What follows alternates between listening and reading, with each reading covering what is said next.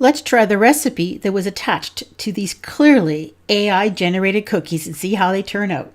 Let's see what's cooking. It's time for Yo-Yo Max 12. Okay, we're going to make the recipe that was attached to those AI cookies to see how they turn out. These are called triple Reese's peanut butter cookies. So you start off with half a cup of butter, half a cup of creamy peanut butter, half a cup of granulated sugar, half a cup of brown sugar. Beat those things together until they're light and fluffy. Then add in 1 egg,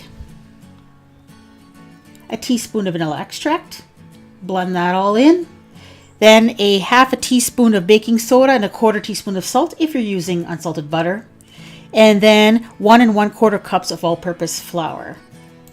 Now we're going to add in the things that make it triple Reese's peanut butter cookies. So 1/2 cup of Reese's peanut butter chips, half a cup of Reese's Pieces, and half a cup of chopped Reese's peanut butter cups. Stir that all in, and then you're going to place them on a cookie sheet. I used a cookie scoop to do this just because it's easier and you get uniform sized cookies. Recipe says to flatten them slightly, but these spread quite a bit, so you really kind of don't have to flatten them if you don't want to. Bake them at 350 degrees for about 12 to 15 minutes or so until the edges are light brown. And there they are. And here they are out of the oven. These turned out exactly as I expected them to turn out. And they're just a peanut butter cookie with stuff added in. Here it is next to the AI image.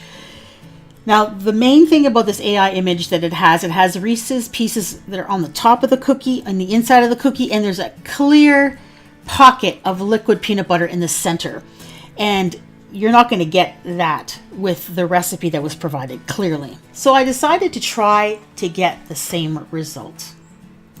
So I wanted to try to get peanut butter in the center of that cookie and to try to get it as liquid and as molten as possible. When I broke that cookie apart after baking, I decided to put the peanut butter on a cookie sheet and put little dollops and then freeze that peanut butter. I froze it for about an hour, and then I took the same dough that I made before. I put a little piece of that frozen peanut butter in the center, and then I kind of wrapped it up and I put it on a cookie sheet and baked it. And I didn't flatten it. I tried to make it nice and round because I knew that they were going to spread.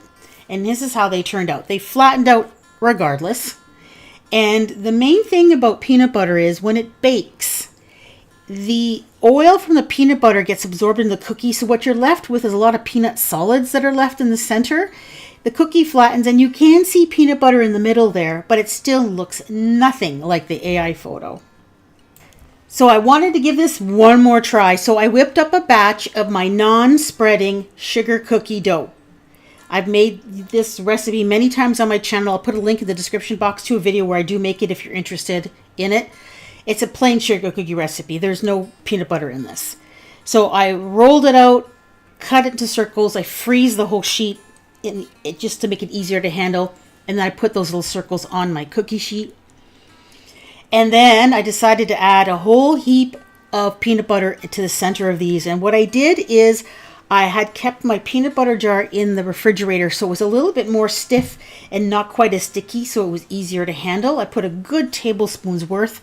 And then I added Reese's Pieces to the peanut butter. And then I topped it with another round of that sugar cookie dough, and as you can see, it cracked a little bit, so I had to kind of gently pat it to try to make sure that it was nicely sealed and there were no cracks on the top. And then I put it in the oven at 350 for about 15 minutes or so until the edges and the bottoms were light brown. But of course, before I did that, I added some Reese's Pieces to the tops so that they would look like the cookies in the picture. Here's a cookie almost straight out of the oven. I left it cool just a little tiny bit so I could handle it. And this is what it looks like on the inside. If you bake peanut butter, this is what you're going to get because that oil goes into the cookie and it loses that molten liquid state that it is in the peanut butter jar. Now, if I compare it to the AI cookie, I find that this one actually was probably the best try in the sense of visually looking like the cookie that you're seeing on the screen. But you're never going to get that molten peanut butter liquid in the center like you can see in the AI photo. But all said and done, the recipe Triple Reese's peanut butter cookies that came with the AI image is actually a pretty good peanut butter cookie. It has a great peanut butter flavor. It's nice and crispy, and you do have the chips and the Reese's pieces. The peanut butter cup kind of gets lost in the cookie. You can't really see them when you bite into them. So I would leave the peanut butter cup pieces maybe a little bit bigger than cutting them as fine as I did. Overall, though, not a bad cookie. It just does not look like anything like the photo. I found this particular image and recipe on Facebook. There's a lot of them on there. Basically, they want you to look at the picture that only has a half a recipe on the photo. You have to click on a link or on a comment, and it brings you to a website that has a bunch of spammy advertising on it, and I guess that's how they make their money on it. But I've also seen it starting on YouTube where some cooking channels are putting photos as a thumbnail that is clearly AI and really looks nothing like the recipe that they're making. If you're interested in this kind of video, I have a couple more on a playlist, so check it out. And thank you so much for watching.